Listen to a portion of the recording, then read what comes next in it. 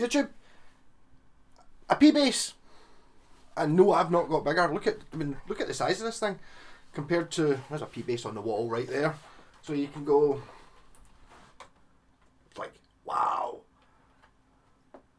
Yeah, it's a wee P. There you go. It's a wee P bass. So what I'm going to do here is, which I have the problem I've always had whenever you look up any sort of small guitar, I assume this is exactly the same. You go, what's the scale length? I really want to know the scale length. So what you do is you look it up and it tells you the entire length of the body of the guitar. That's the information it gives you. It gives it, so this is, oh, it's 34 inch. Yes, the whole guitar is 34 inch. 34 inch is standard P bass length. But that's the whole guitar including the headstock and stuff. So the actual scale length of this is 25 inch. Which is kind of actually, it's the same as the Washburn Falcon there actually. So Gibson guitar is 24 3/4 inch, and a Fender guitar like a Strat or a Tele is 25.5. So it's kind of in there. So I was quite interested to see how this would work, being it's so small. This is actually a wee guy I'm fixing guitars for. He's got a guitar, a mini Les Paul. He wants me to change the tuners on it. I think he just gave me this just to see what it was like, just so I could, because I mean, there's fun in it. I had to do a hell of a lot of adjusting to it to make it play. It's the same problem with the mini guitar, because everything's smaller. Everything has to be more accurate, so you have to have the action lower, and it's like, it is now in tones, but I've moved all these saddles back 10 mil from where they were. I'd imagine that would be where the factory said, okay, not 10 mil. You can see there where they were before. 6 mil back. This one is intoned, but for some reason you would expect this to be longer than the other ones, but it isn't. Not sure exactly why that's working, but this sound.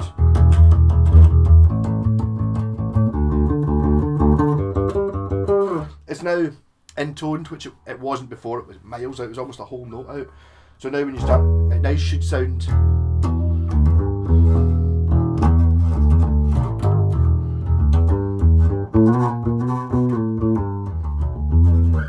So this is a Gregg Bennet Corsair P-Bass by Samick, hence the big S on the headstock. I've actually got a Gregg Bennet Mini Flying V, and I really was amazed. It was a short scale as well, but I think one of the problems with it, as I was saying there with the short scale thing, you have to be more accurate with everything. I think it has to be a better guitar sort of thing. And these are not, you know, cheapy things. This is not like, you know, you go, oh, wee P-Bass, what's that, 60 quid new? No, these are like 100, and, you know, the same price as a P-Bass basically, but smaller. But I mean, it sounds actually pretty good. That's a tone up full. I'm playing through a 150 watt Marshall bass amp, but tone control. That's actually one of the hardest things about playing this is, I'm totally fine playing it, but it's when you go for the tone control, it's just there. Normally the tone control is you know, it's way over here somewhere, so you just got to get used to the tone control just being like, you know, just right next to you. But I mean, it sounds pretty good.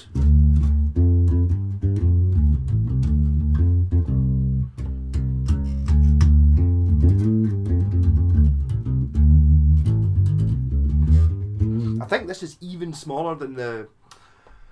I had a wee shot when I was around at my pal Buster's house a couple of weeks ago.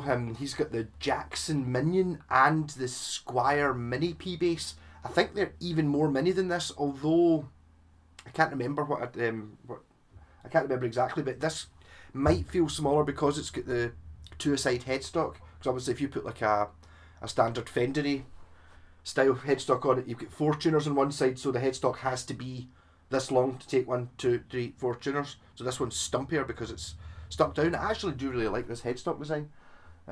It's different and it gives you the straight string pull, which is lovely. It basically just set up like a P-Bass. That's a full-size P-Bass pickup. That's why when you look at this, it's kind of more the pickup and the bridge that makes it look much smaller. You know, because the pickup's the same size as it is on a full-size bass, whereas everything else is smaller.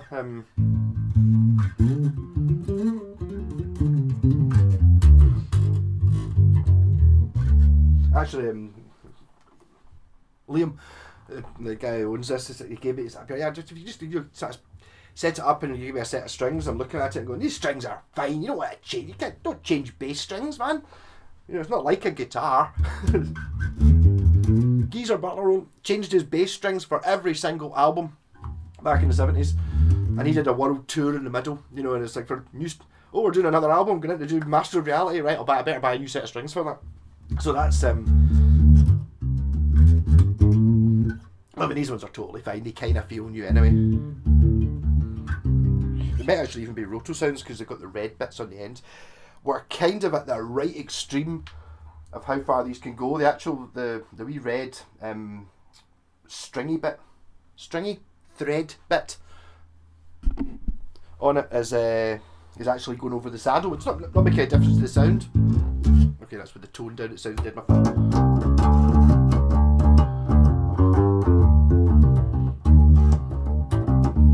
But there is a little bit of because I'm kind of used to playing lots of sort of weird guitars, you know, like baritones and 6-string basses and basses and lots of different types of guitar. I can adapt quite quickly to a different shape. Also in the Black Sabbath band I'm in, we plug for it after the end. Half we do all the Aussie era, and half those albums are down tuned to C sharp, and I'm running a 32-inch scale, which is shorter than a normal P bass, and just the whole guitar tuned down to C sharp, so it's down like 4 notes. So the strings are dead bendy. So this is in normal tuning. The strings are dead bendy, but I'm actually quite used to playing with bendy strings, so it's kind of fine. Yeah, you can really bend it. Didn't like staying in tune with that. So really the trick with this is a light touch.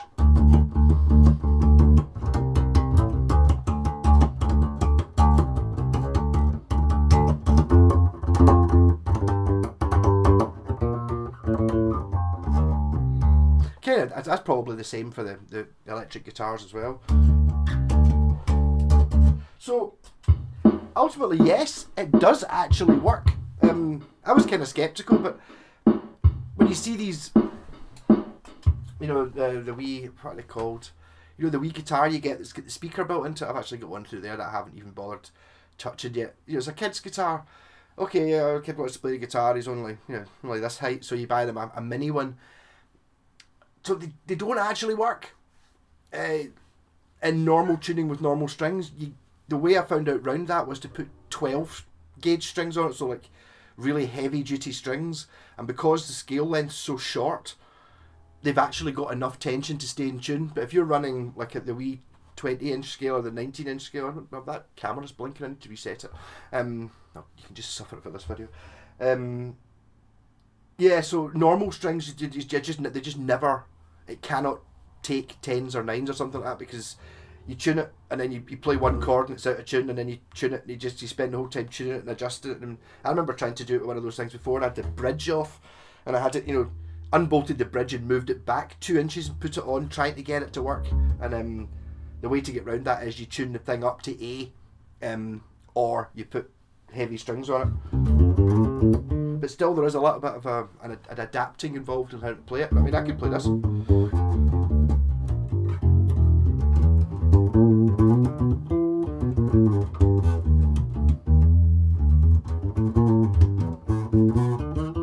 So I'm actually sitting there thinking, if I've got a like 25-inch scale, so basically I could turn a Strat or something into a bass, and it would end up, how big is it compared to have a Strat? I don't have a Strat, I've got a telly.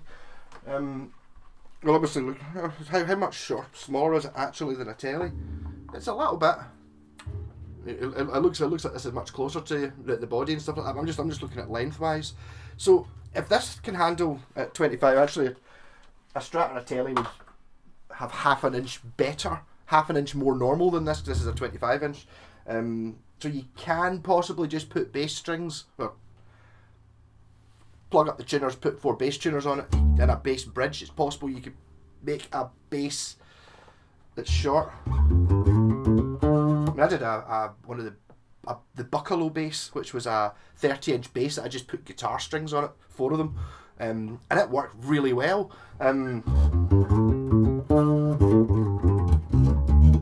That's what I'm sitting here wondering.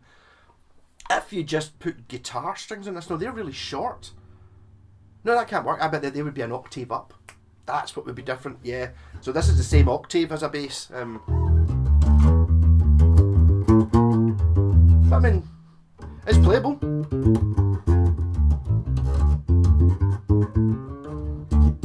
But again, like, I'm reiterating myself a few times here. I think it's because it's a good one. Gregg Bennet's actually used to be the rep for these guitars, apparently.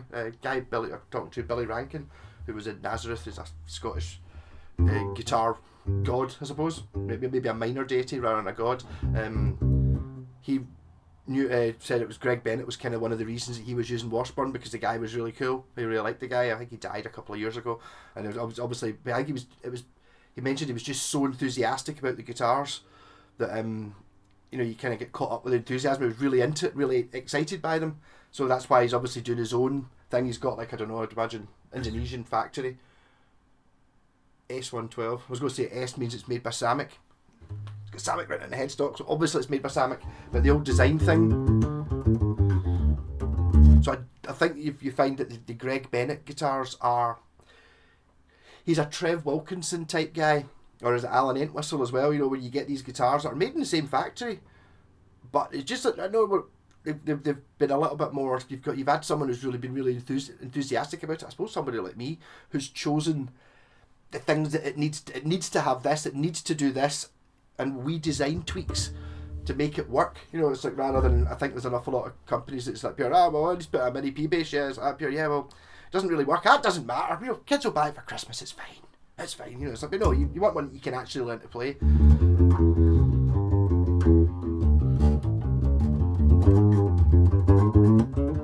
I mean, you could learn to play bass on this, no problem, if you were tiny. Doesn't even feel that weird for me. I kind of get used to it really quickly, and it feels really good. The neck dimensions, like, apart from the length, obviously are kind of like, I don't know, like a jazz bass or something like that. Maybe it's slightly thinner than a big chunky P bass neck, but I mean, look at the size of it. But it's not pure super thin or really weird feeling. So I'll have a wee.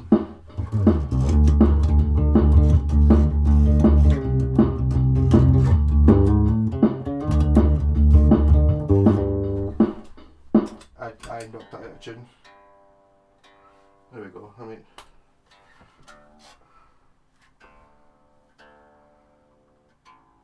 also you find that the tuners on this are bass tuners, which are very much used to going at a much fuller scale.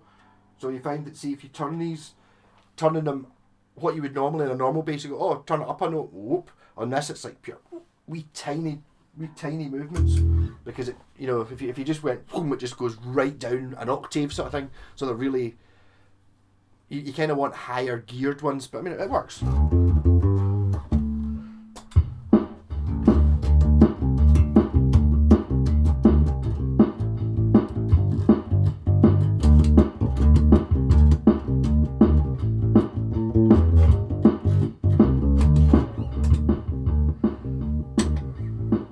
Obviously I've got a pedal I can put through the guitar thing for it.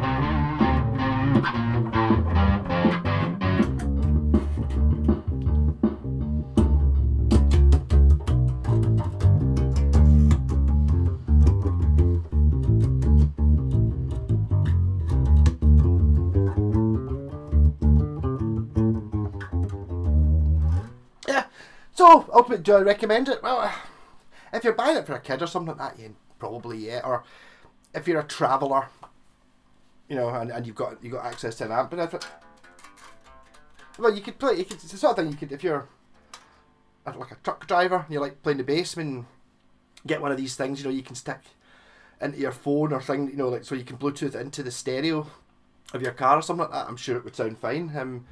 Sound wise, it just sounds like a bass. It's a wee bit, you know. It's got that sort of EBO thing going on about it because it's quite a short scale, but I suppose you get better reach. I'm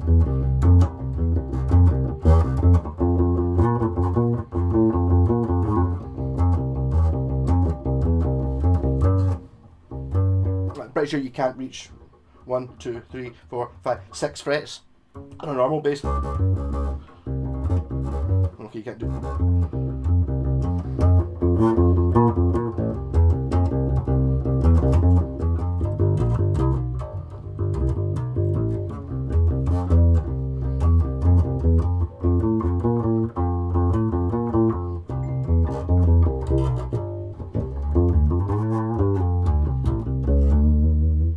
But if you're just looking for a bass, I don't know, it's pretty cool. You know, it's good. I like it. I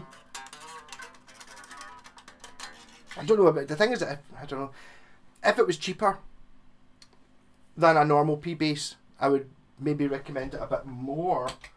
But if you get like if you made it cheaper, as like I said earlier on, because it's small, the guitar has to be better to work. So a cheaper version of this probably wouldn't work at all. You know, it's like if you had one at half the price, it probably wouldn't be good enough to actually be accurate enough to work. I've got the action down pretty low because it needed it lower than I would normally have in a bass. That's why I'm kind of playing it quite softly. It does kind of, you're not, you know, this is not for popping and slapping.